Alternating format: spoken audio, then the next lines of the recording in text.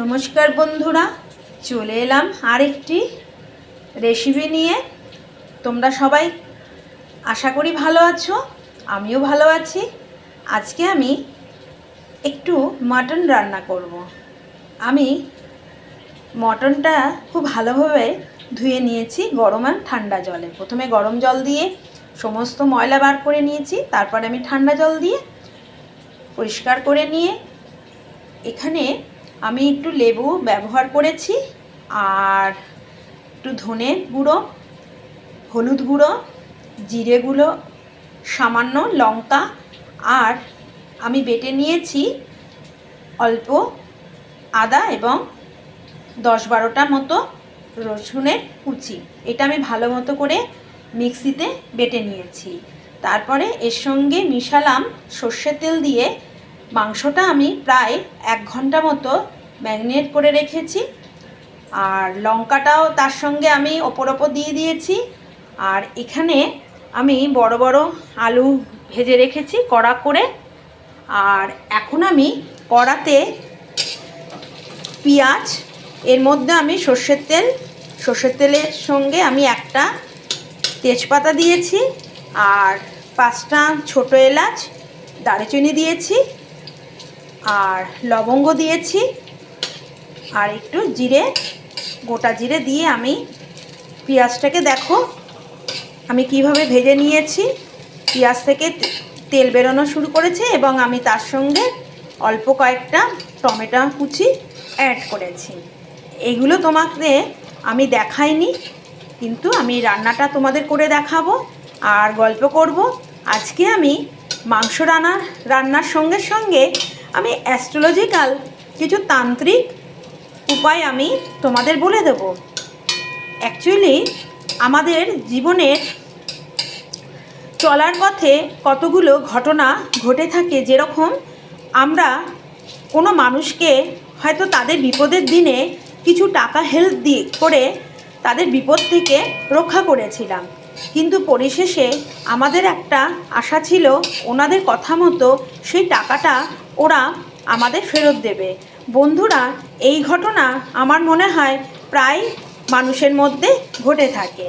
তো আমরা যখন লোকের বিপদ দেখে তাদের টাকা পয়সা দিয়ে হেল্প করি, তখন তারা আমাদের সঙ্গে খুব ভালো ব্যবহার করে এবং তার ফলে তাদের ব্যবহারে আমরা মোহিত হয়ে আমরা তাদের জিনিসপত্র সঙ্গে সঙ্গে তাদের যে অর্থনৈতিক যে দুর্বলতা, সেই অর্থনৈতিক ক্ষতির থেকে আমরা তাদের কিছু টাকা ধার দিই। সেটা কিন্তু আমরা পরবর্তী সময় আমাদের সঙ্গে কথা থাকে যে আমাদের টাকাটা ফেরত দেবে, কিন্তু বছরকার বছর চলে যায়, সেই মানুষগুলো আস্তে আস্তে আমাদের সঙ্গে সম্পর্কটাকে ফিকে করে দেয় এবং যখনই আমরা টাকা পয়সা তাদের থেকে চাই তখনই তারা টাকা পয়সা দিতে আজ দেবো কাল দেবো এরকম ঘটনাগুলো ঘটাতে থাকে। তো বন্ধুরা, কথা বলতে বলতে আমি একটু মাংসটা দিয়ে দিচ্ছি। বন্ধুরা, আমার কড়াতে রাখা ম্যারিনেট করা মাটনগুলো আমি এখন কড়ার মধ্যে দিয়ে দিলাম। এরপরে আমি 10 থেকে 15 মিনিট আমি হাই ফ্লেমে আমি ঢাকা দিয়ে মটনটা কষতে দিতে থাকবো। ঠিক আছে? আমি একটা ঢাকনা দিয়ে আমি 10 থেকে 15 মিনিট মাংসটাকে একটু কড়া আঁচে কষাতে থাকবো। ঠিক আছে? এরপরে যখন কষতে থাকবে, তারপরে যখন সমস্ত মাংস এক জায়গায় মাংসর মধ্যে মশলাটা তেল ছাড়তে থাকবে, এরপরে আমি কি করব, একটা প্রেসার কুকারে আমি এগুলো ঢেলে দিয়ে আলুগুলো দিয়ে আমি 7 থেকে 8টা সিটি দিয়ে নামিয়ে ফেলবো। নামাবার পরে যখন একটু ঠান্ডা হয়ে যাবে, তখন আমি হালকা করে গরম মশলার গুঁড়ো দিয়ে দেবো। আর তোমাদের সঙ্গে আজকে আমি আলোচনা করব পাওনা টাকা যাদের থেকে তোমরা পাচ্ছ না, সেই পাওনা টাকা আদায় করার জন্য কিছু টিপস তোমাদের জানাচ্ছি, তোমরা দেখতে থাকো। পাওনা টাকা ফেরত পাওয়ার জন্য এই উপায়টি বন্ধু তোমরা শনিবার দিনকে করবে। এই তান্ত্রিক টোটকাটা করার জন্য যে ব্যক্তি তোমাদের কাছ থেকে টাকা নিয়েছে, ফেরত দিচ্ছে না, সেই ব্যক্তির একটা ফটো তোমরা জোগাড় করবে। সেই ফটোর পেছনে তোমরা ব্যক্তির নাম, ব্যক্তির যদি পারো ব্যক্তির ঠিকানা, আর কত টাকা তোমরা ব্যক্তির কাছে পাও সেই অ্যামাউন্টটা লিখবে। আর তোমরা ব্যক্তির ফটোতে নিজের চিন্তা ভাবনাটা মনোনিবেশ করবে এবং যে কোনো মন্দিরে বা অশ্বত্থ বৃক্ষ বা নিম বৃক্ষের পাশে ফটোটা রেখে আসবে। আর বটবৃক্ষ বা অশ্বত্থ বৃক্ষ বা নিম বৃক্ষের কাছে তোমরা তোমাদের সমস্যাটা জানাবে। পেছন দিকে তোমরা আর তাকাবে না।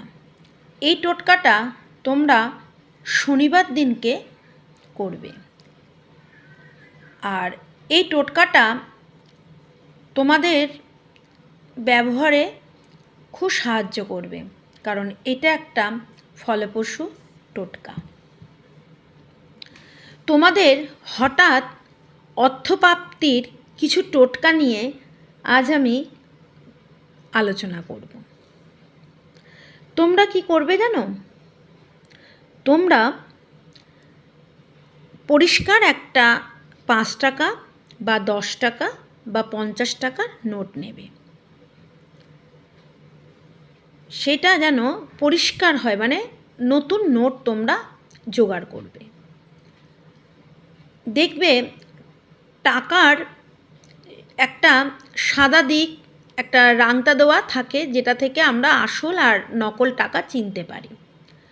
ওই জায়গায় করবে কি, তোমরা দারুচিনি গুঁড়ো করবে আর চিনি নিয়ে ওই যে সোজাসুজি দাগটাতে তোমাদের অর্থর জন্য মা লক্ষ্মীর কাছে প্রার্থনা করবে।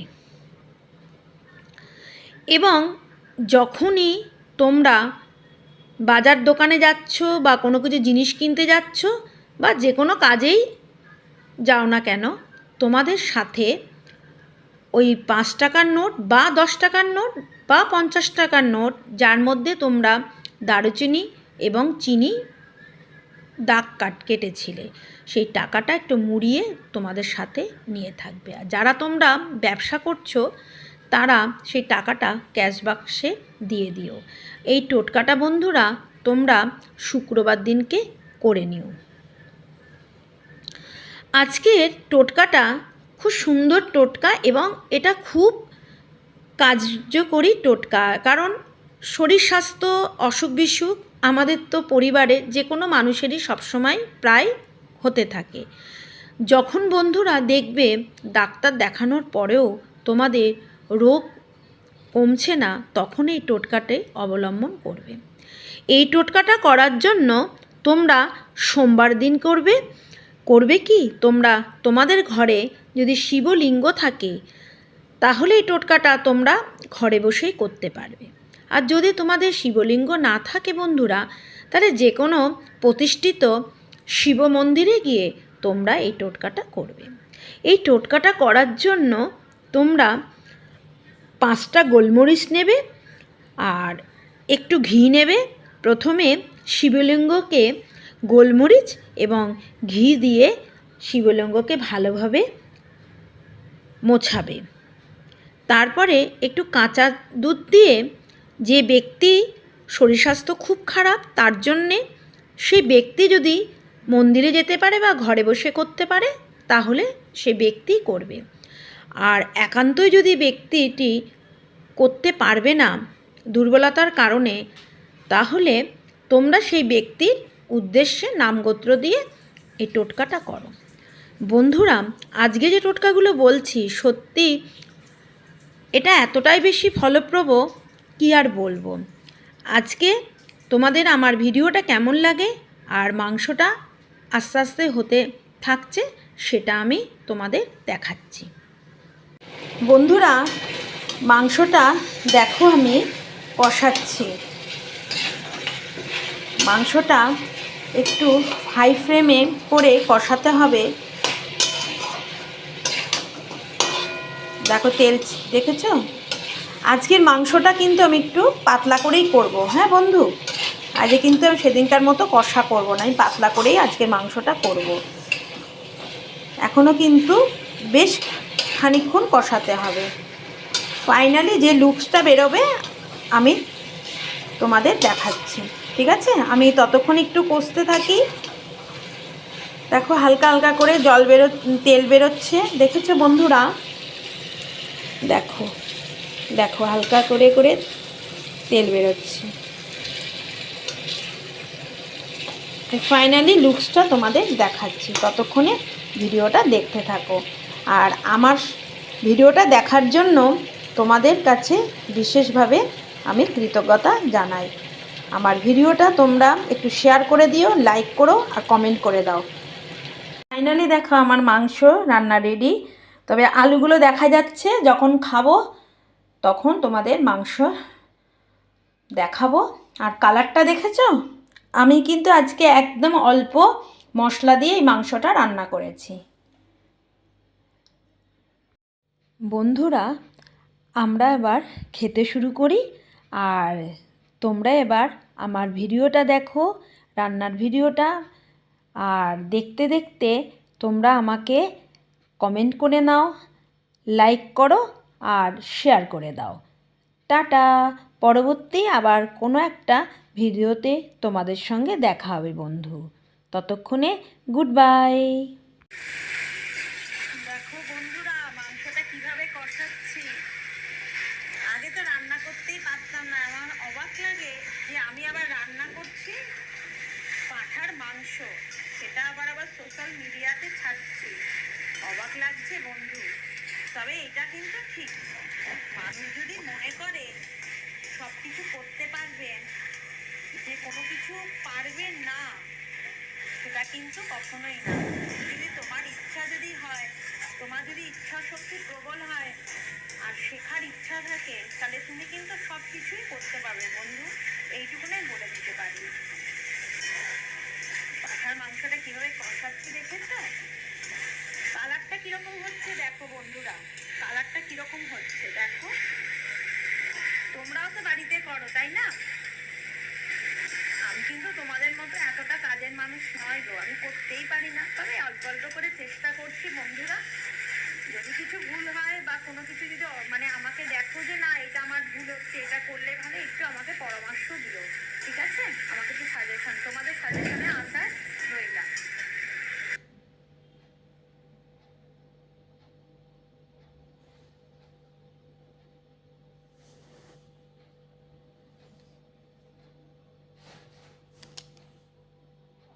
ফাইনালি দেখো আমার মাটন করা প্রস্তুত হয়ে গেছে। আর আজকে আমাদের মেনুতে রয়েছে শিমের আর আলুর তরকারি, আর এই যে ভাত। আমার বরমশাই এখন খাবে, তোমরা দেখতে থাকো।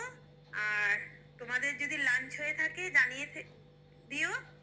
আর মাংসটা কিরকম হয়েছে দেখতে একটু জানিয়ে দিও, কারণ তোমরা তো খেতে পাচ্ছো না, বুঝতে পারছো না স্বাদ কেমন হয়েছে, কিন্তু সত্যি খুব ভালো হয়েছে একদম।